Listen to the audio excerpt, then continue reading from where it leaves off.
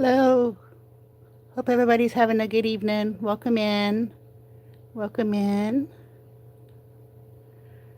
So, I wanted to just do a quick live, and I was inspired by this because I was watching, flipping through some YouTube videos today, and under the news category, I saw some interesting headlines, and I thought they would be kind of funny to talk about. So, let's talk about some headlines that are out there today on Wednesday, October 29th. So, first off, I want to send thoughts and prayers to all those in the path of Hurricane Melissa. I know there was a Cat 5 hurricane that hit Jamaica, and several lives were lost and a lot of property damage.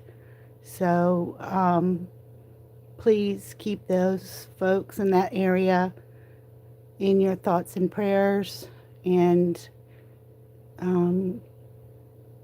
if there's anything you can do to help with recovery efforts for that area, just be on the lookout for things that you can do, because even though it seems worlds away, there's always something we can do to help those people.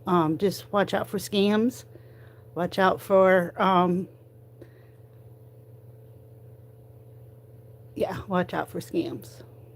But again, my thoughts and prayers are with those that have been affected by the hurricane and are still in the path of the hurricane. And if you're one of those folks, or you know someone who has been affected and you need help, please reach out to somebody so we can get the help that you need. Okay. So I know another hot topic in the news right now is the government shutdown and how that is affecting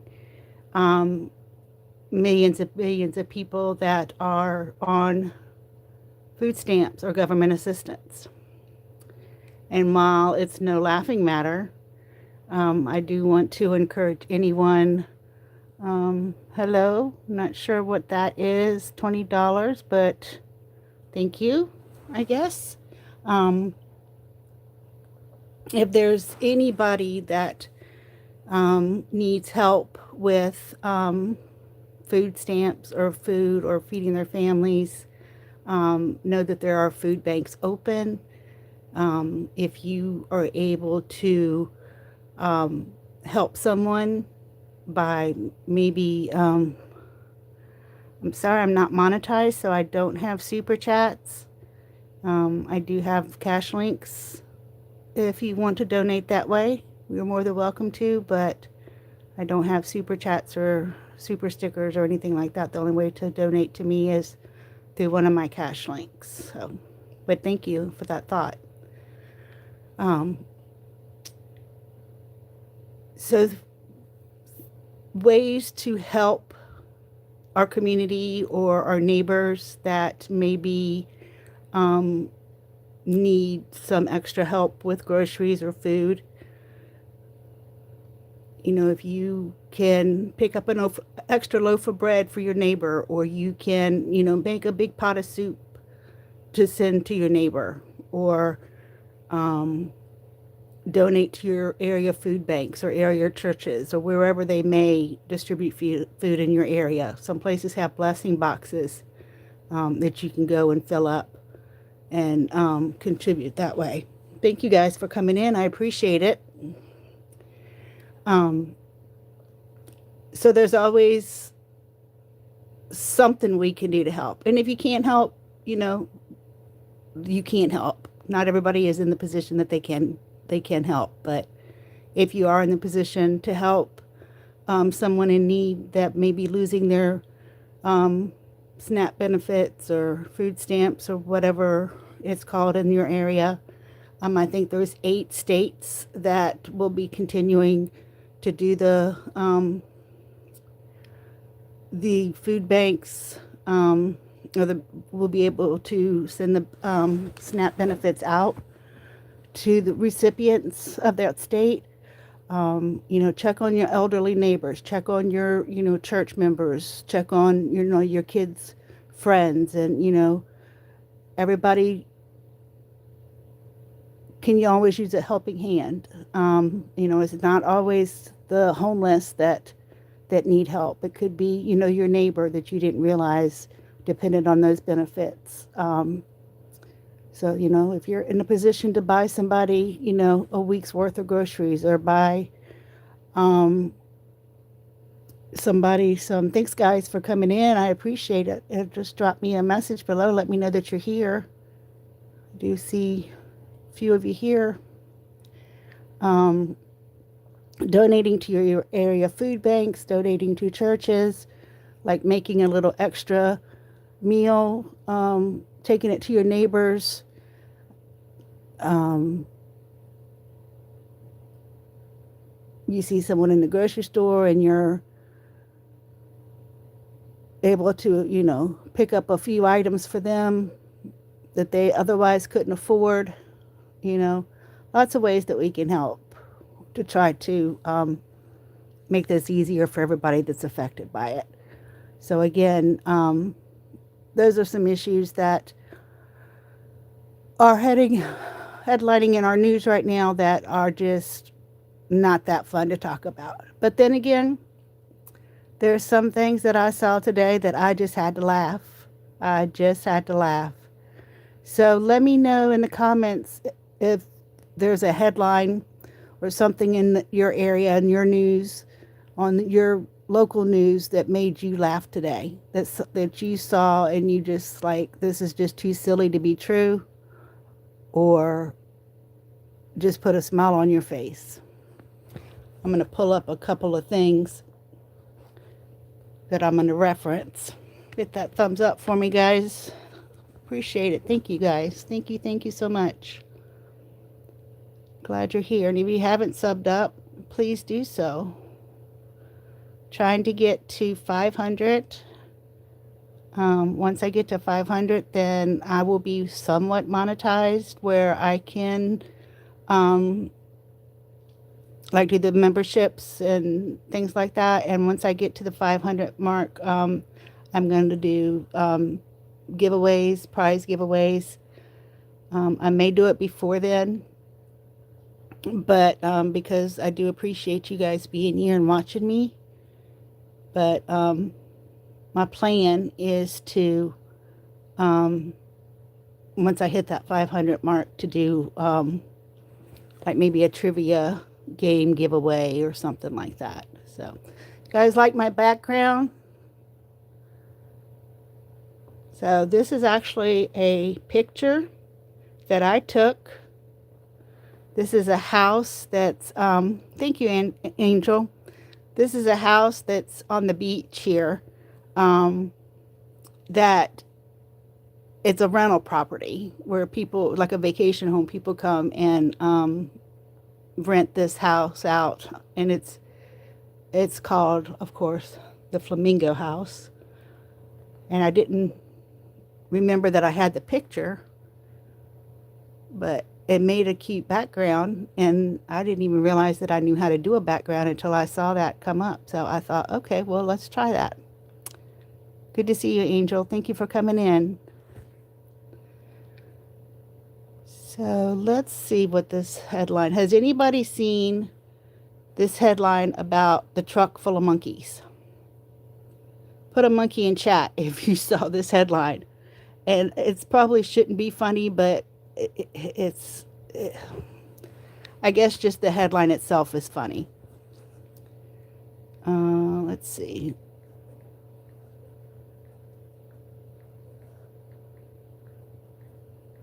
And again, these were headlines that when I was scrolling through scrolling through YouTube today and looking at the news, and of course you see all the political news and all that stuff, and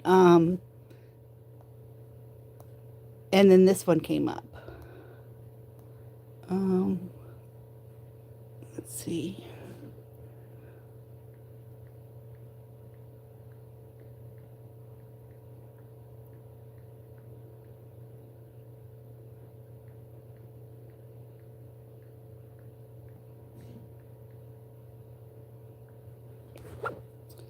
Monkeys escape from overturned truck on a Mississippi highway. So 6 hours ago, a number of escaped monkeys still missing rises to 3 after Jasper County truck crash. So there's 3 monkeys that are still missing. I'm not going to read this whole thing, but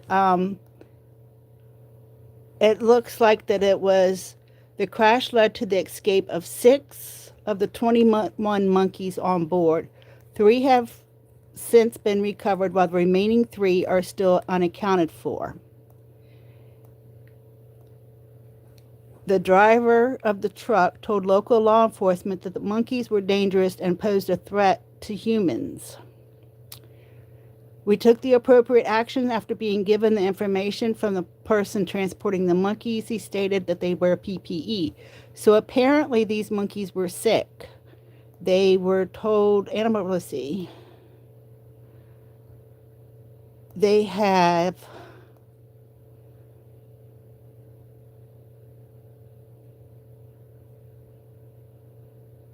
they say they're aggressive.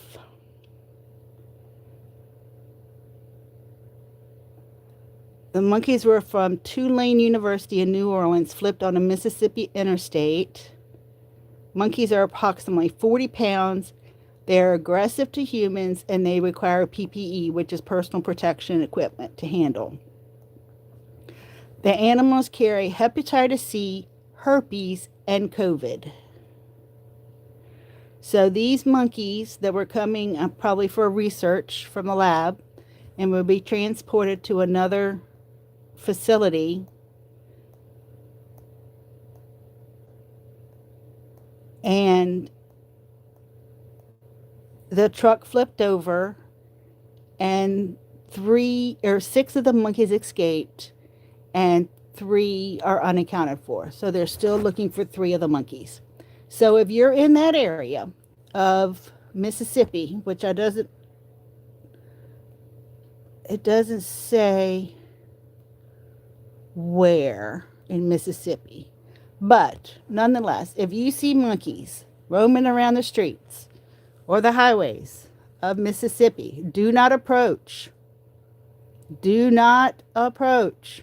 Call the law enforcement officer or animal control. Let them know that you think you have seen these dangerous monkeys so they can be captured. Again, if you see monkeys roaming around in Mississippi, do not approach. They are dangerous. They carry disease. They can be aggressive, and they weigh upwards of 40 pounds. And as of 6 hours ago, there's still 3 monkeys missing. See, it's the Rhesus monkey, Rhesus. Is that how you say that? I think that's how you say it. Rhesus monkeys. So, you're in Mississippi, Jimables. Have you heard about this truck of monkeys? The accident on Mississippi Highway with the monkeys that have escaped when the truck flipped over. Have you heard about that?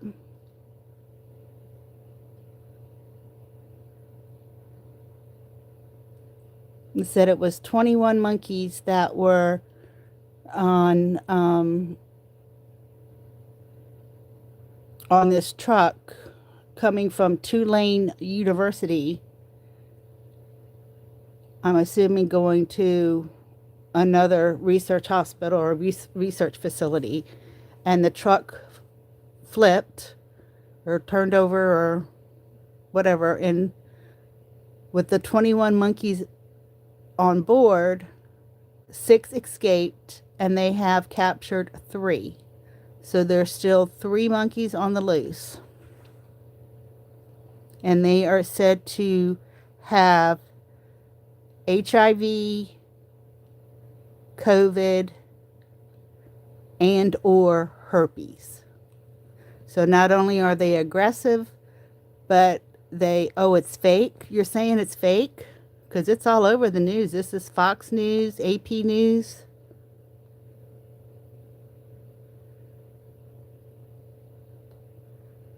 What have you heard about it?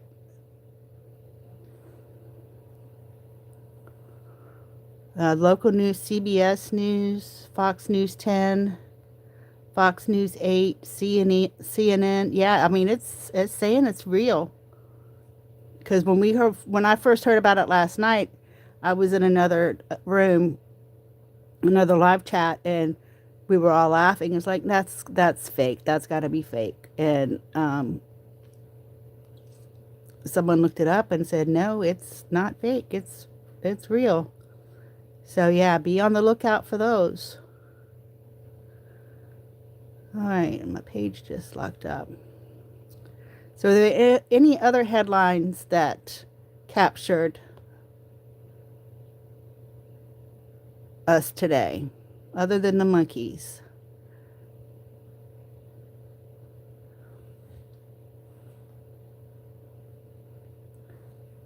I don't like celebrity news because I think it's invading their privacy and a lot of it's gossip and rumors, so I don't even try to go over celebrity news. Sorry, my computer is...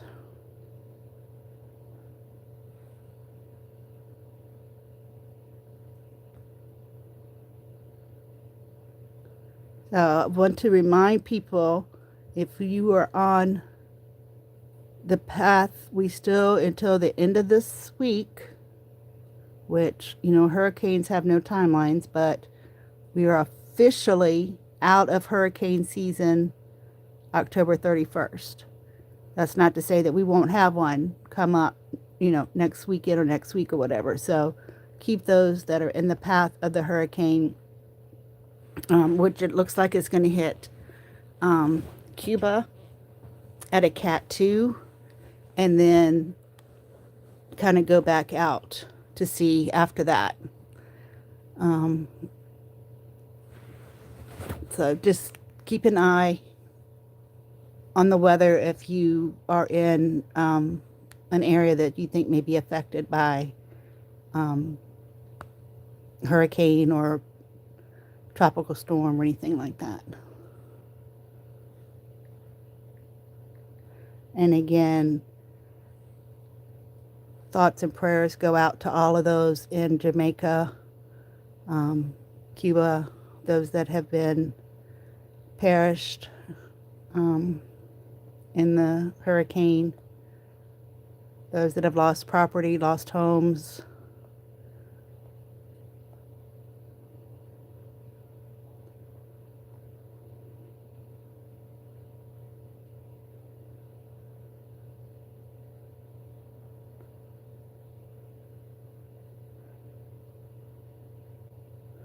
All right. Let me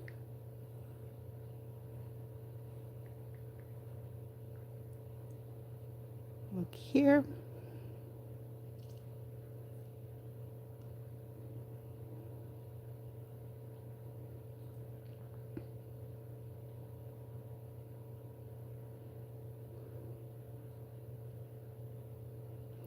Oh, the other headline that I saw was um, two suspects in the Louvre heist admit to partial involvement, but jewels remain missing.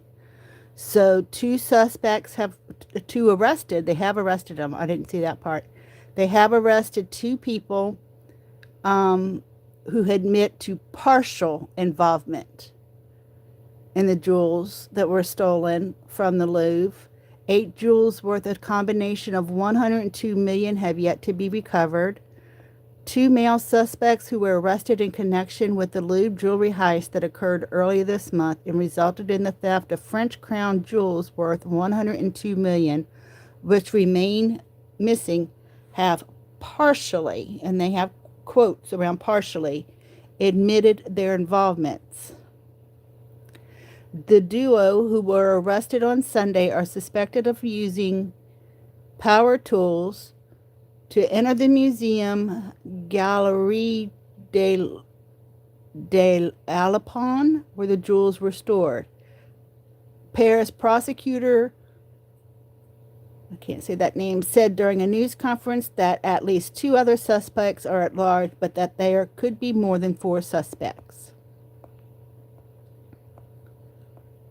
In response to the claims that the heist was an inside job, Bacau said that there was no evidence that the thieves benefited from inside help. Bacau's response comes after detectives reportedly uncovered digital forensic evidence linking a number of museum security with individuals involved in carrying out the raid. One of the suspects arrested on Sunday was taken into custody while trying to board a plane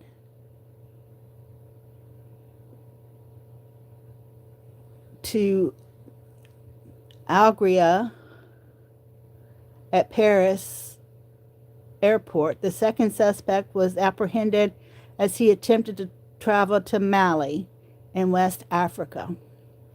An investigator with the Paris Brigade for the Repossession of Bounty said, and a source from the French Interior Ministry confirmed to ABC, but Bacau clarified on Wednesday, however, that the second suspect did not intend to leave the country.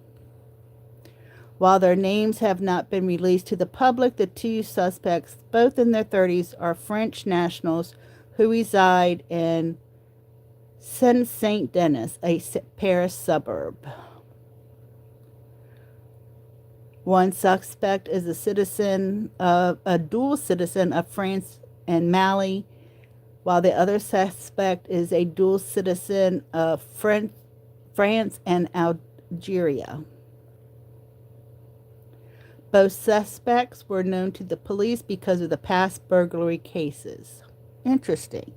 So it looks like these are career criminals, maybe, or this isn't their first time being in trouble with the law. That's interesting. Okay.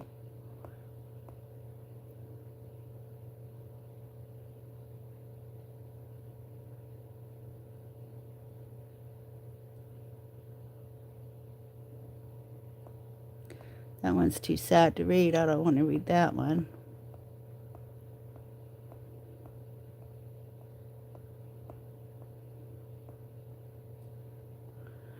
Okay, this one I thought was interesting. FDA recalls blood pressure medicine over cancerous chemical. So, let's see what this is. And if anybody is taking this, let's reconsider it.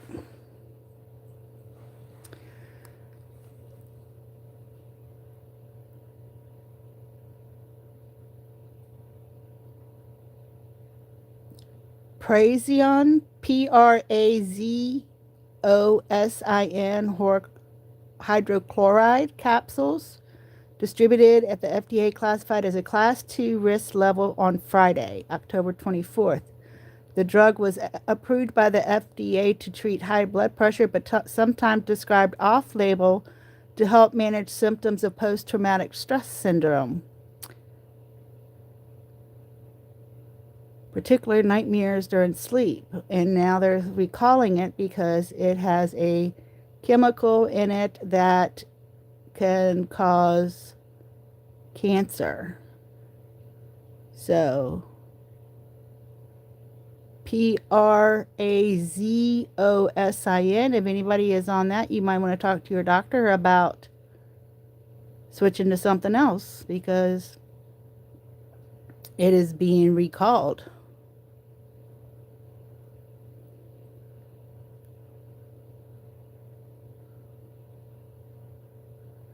Anyone, according to GoodRx, anyone affected by the drug recall is advised to check with their medication lot number, contact their pharmacist as well as their provider, and throw away the recalled medication. All right.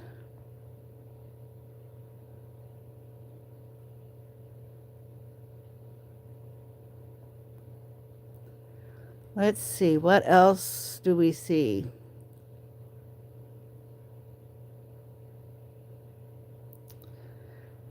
All right, here is another interesting headline. Excuse me.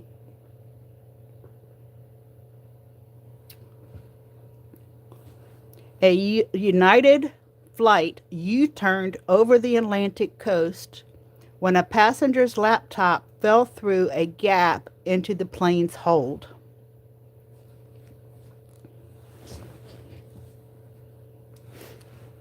This was updated today. A United flight, a United airline flight to return, let's see, I'm sorry. A United Airlines flight to Italy returned to Washington, D.C. earlier this month. Someone's laptop got stuck down a sidewall of the plane, according to the ATC recording. Airlines take lost or hard to access devices like laptops very seriously due to the risk of fire. A plane going from Washington, D.C. to Italy became a flight to nowhere after a passenger's laptop went missing on board. United Airlines Flight 126 took off from Washington Dulles International Airport on October 15th. Was bound for Rome, usually up to a 9 hours away. But just 1 hour into the journey, the Boeing 767 U-turned over the Atlantic Ocean. It was only about 50 miles off Cape Cod, Massachusetts. An audio recording published by liveatc.net and uploaded to the YouTube appears to show the reason for the diversion.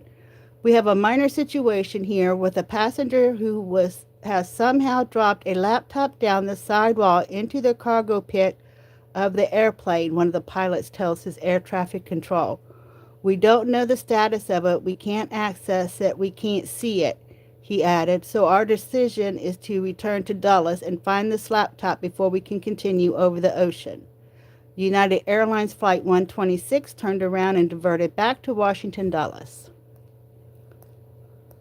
An airline spokesman told business leaders the flight diverted as a precaution to retrieve a customer's laptop that had fallen behind a cabin wall panel and through a small gap leading to the cargo hold. The plane landed back at Washington, D.C.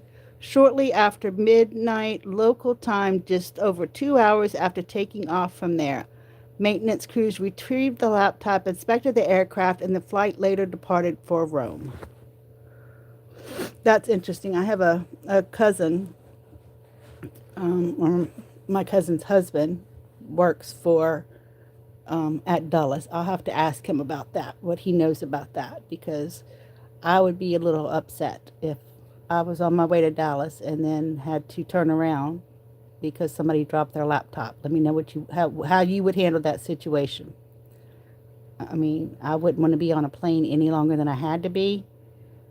I think anything over a 4-hour flight is just crazy for me. I don't know that I could do it. I have gone as far as maybe 5 hours, maybe 6 hours, but anything over 4 hours, no, I'm done. I'm good. Welcome in. Hope everybody's having a good evening. Just going over some news headlines. Some of them kind of funny, some of them kind of serious. You don't mind hitting that thumbs up for me. Let me know that you're here. Drop me a message in the chat. Let me know that you're here. If you came across any funny news stories recently, let me know.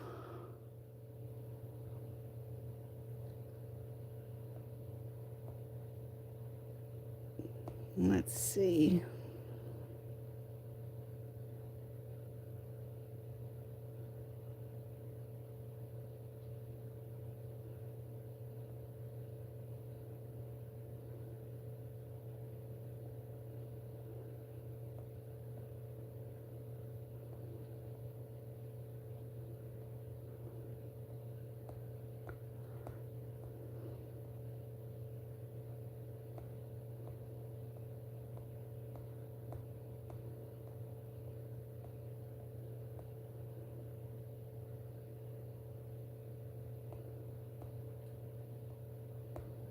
I'm trying to avoid the political news or the violent things because I don't like reading those.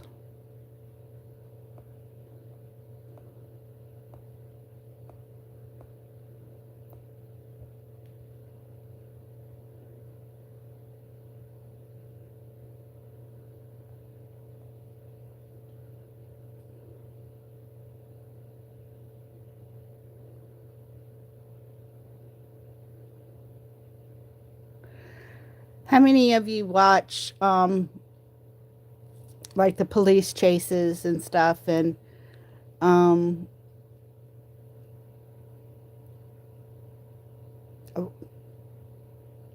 I don't like seek them out, but sometimes I'll see one come on and I'm like, I want to see how this ends. So I was watching one the other day, and it was in California, which it seems like most of them are in California. I don't know why, but maybe if somebody in here from California can tell me why. But this was a motorcycle that he had shot a police officer, police deputy, and then he was took off on his motorcycle and was going upwards of 150 miles per hour. And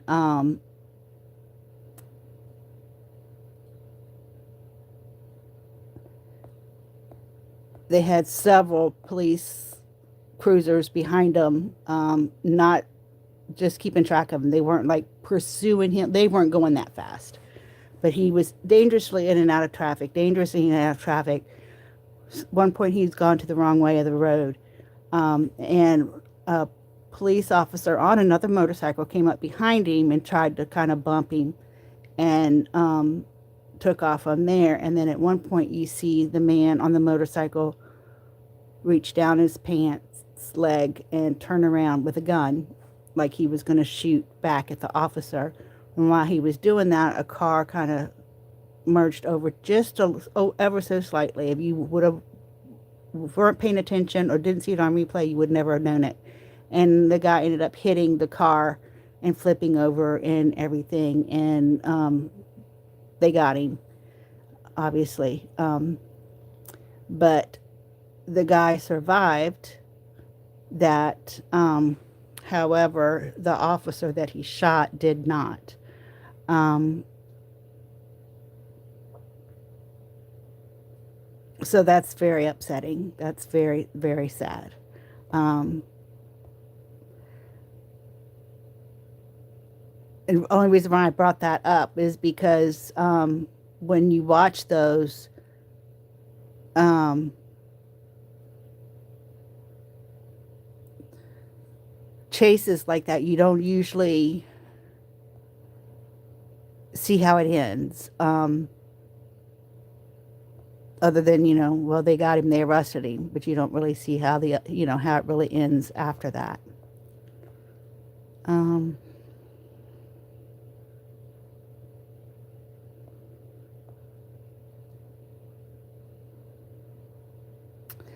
all right, let's read about this one. Indecent exposure arrest made at public beach at St. Lucie County.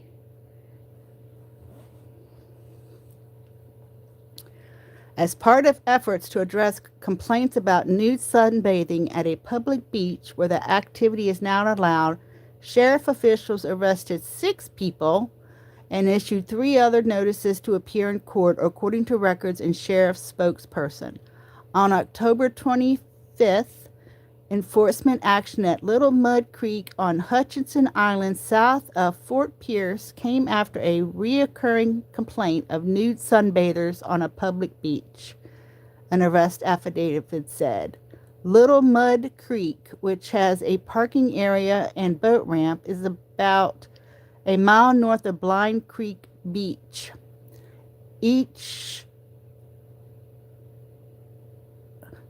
in 2020 was designated by the county commissioner as a clothing optional beach.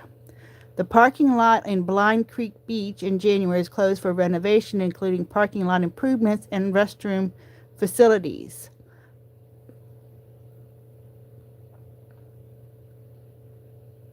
We keep the beach itself open for beachgoers that do wish to use the clothing optional beach, but the parking was designated as Little Mud Creek just under 1 mile north of that. People ended up parking at the state road where parking isn't allowed by the alternative Blind Creek Beach access. He said there were complaints from people having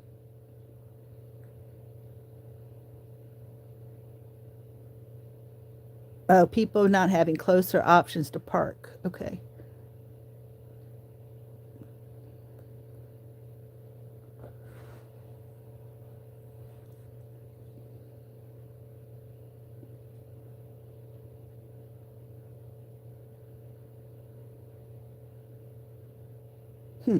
Our deputies have been very visible and very present in the area. They've been on foot patrol, they've been on ATVs, they've engaged in education and outreach with people that frequent the area, reminding them and showing them the postage signage of the designated nude optional zones.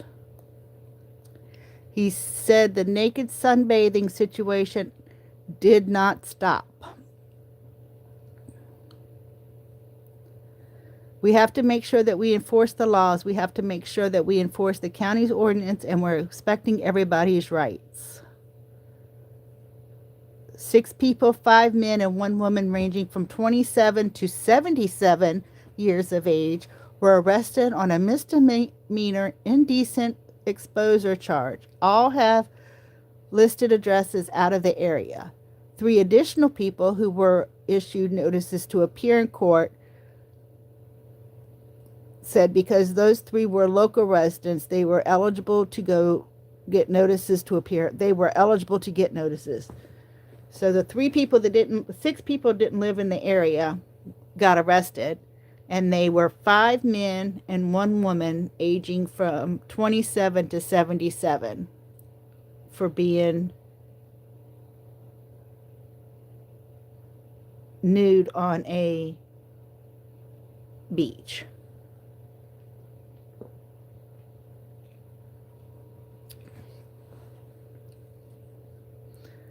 All right.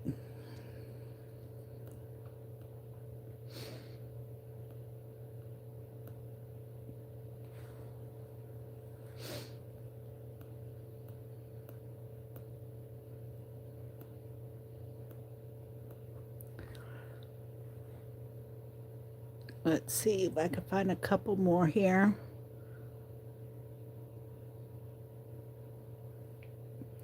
Are there any funny news headlines in your area?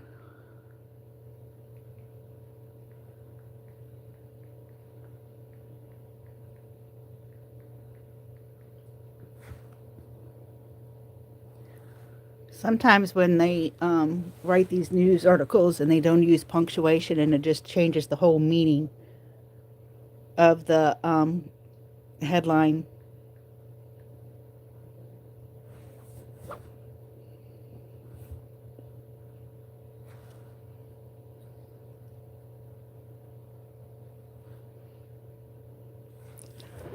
A library book returned after 82 years.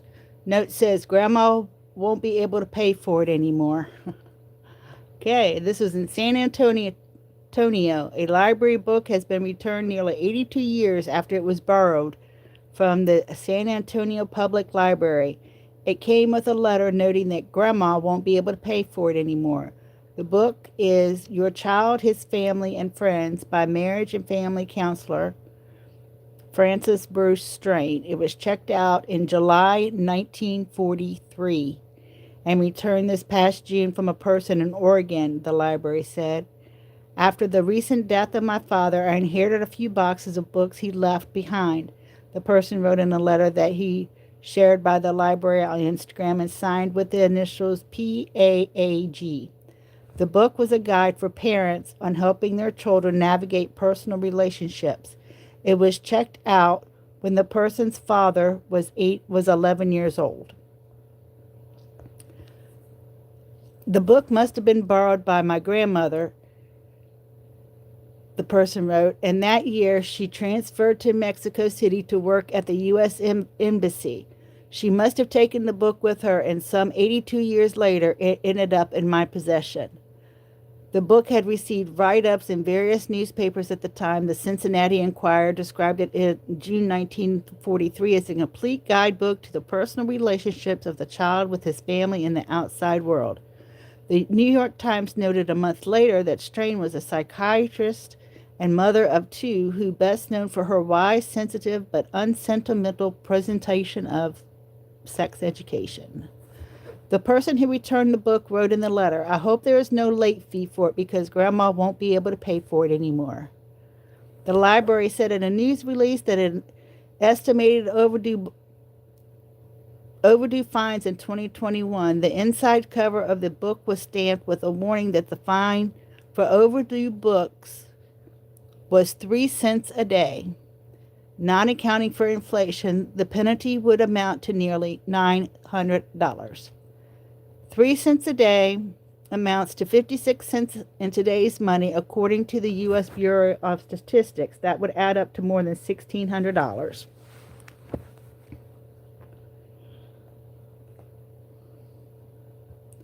Have any of you forgot to return a library book?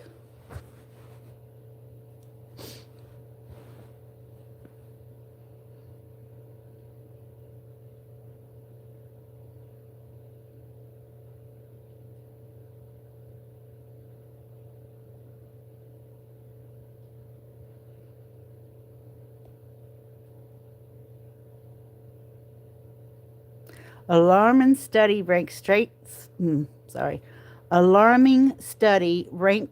states most likely to survive a zombie apocalypse.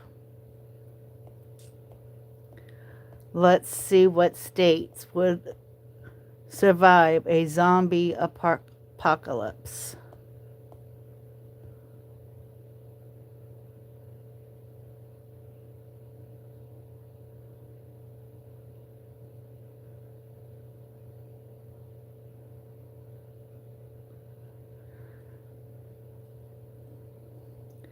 All right, so it looks like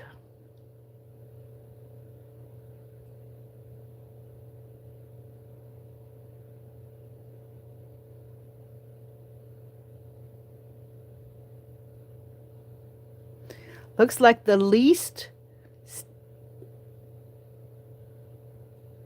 probable state, or at least prepared state, is New Jersey. So if you live in New Jersey, you are least likely to survive a zombie apocalypse. Coming in at second was Connecticut, while Massachusetts and Pennsylvania tied for third. Meanwhile, California came in fourth, followed by New York in fifth.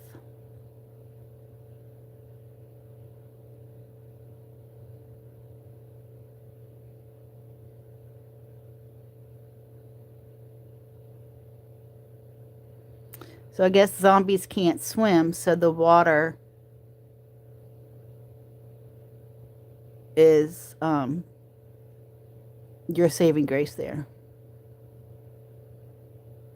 So Alaska is the number one state if we ever have a zombies apocalypse. Alaska topped all the states as the best place to go if we have a zombie apocalypse. So keep that in mind. The 10 worst states to be in during a zombie apocalypse. Number 1, New Jersey.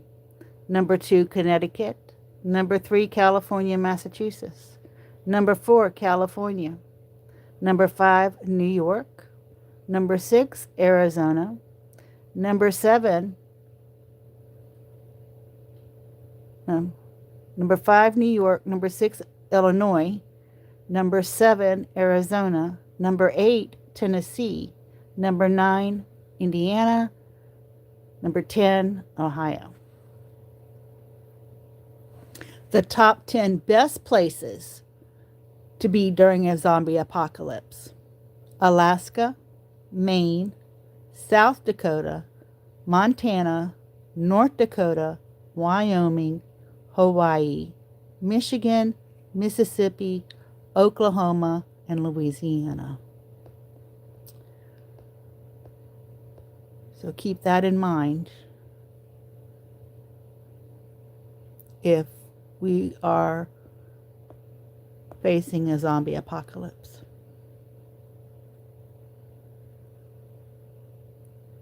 All right.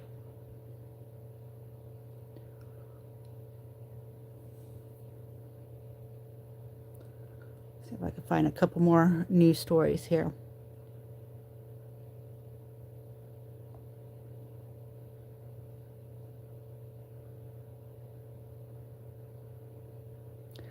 A rider was mauled by a duck on a roller coaster at SeaWorld Orlando. So I guess if you're going to ride a roller coaster in SeaWorld, you better watch out for the ducks. A guest at SeaWorld is now suing the theme park after she was stuck by a duck, oh, that's hard to say, on a roller coaster earlier this year, according to a lawsuit filed on Monday. The lawsuit says she was visiting the park back in March, which is when she decided to ride the roller coaster. But while riding, a duck flew into the roller coaster's path, striking her in the face and causing her to lose consciousness. Now she is accusing the theme park of creating a zone of danger, largely due to its high speed and placement near a body of water, which allegedly increased the risk of duck strikes.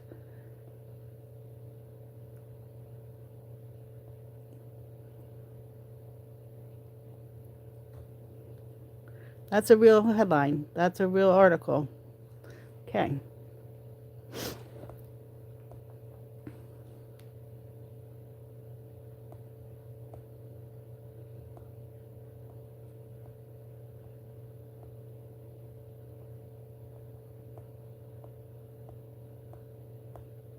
All right. I'm at almost an hour here, so that's usually about my time that I like to go over. So if you're on replay, you don't have to watch a long video. I appreciate everybody being here. I appreciate your comments, your thumbs up.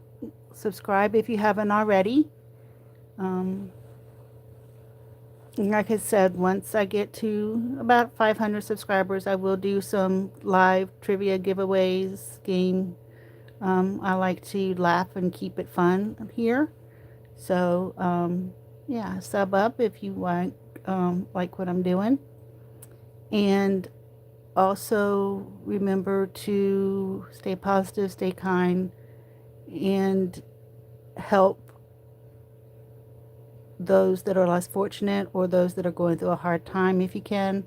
Remember, it may not be somebody that you would expect is having a hard time, that may need some help and just is not afraid, is too afraid to ask for it. Keep Jamaica and Cuba and all those in the path of this hurricane in your thoughts, and watch out for scams, because you know they are all around us. I hope everyone enjoys the rest of their evening. If you haven't gone back and watched any of my lives, shorts or videos, I do have a couple of cute ones on there. One of them I did yesterday is a fun house that I saw, not a fun house, but a house that was fun to go see, of a pirate ship that was dressed up for Halloween. So yeah, go check out my other videos, and I hope everyone will join me next time I go live, which probably will be in the next couple of days, and look for the rest of my content out there. And if there's anything that you want to talk about or want me to look into or want to talk, come up and talk to me about, reach out and we can make that happen. Thanks for coming in, and everyone have a good night. Thanks, guys. Bye.